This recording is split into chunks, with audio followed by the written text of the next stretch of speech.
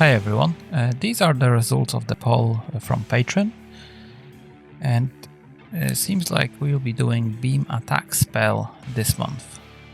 I already started. I dedicated first 10 days in this month to create this in Unreal Engine, and the following week I'll be transferring all of this into the Unity, and hopefully the tutorial should be out on my Patreon by the end of next week.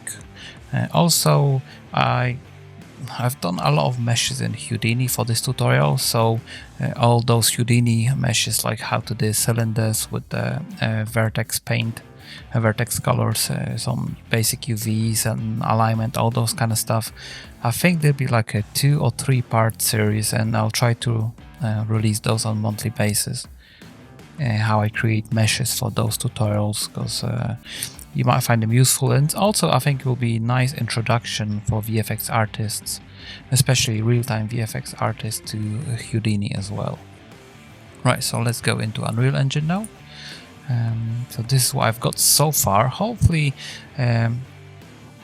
maybe I'll add a few more stuff to it, or maybe a couple tweaks, but basically this is what I've made so far, and this is what I'll be doing tutorial on this month on Patreon. A couple meshes and couple material techniques I want to show you now is, for example, we've got a simple solid beam with that kind of animation on it, and this is just a plane, as you can see. If I'll go to that kind of camera angle, it's just a plane that orients itself to the camera. I think this is a lot more interesting.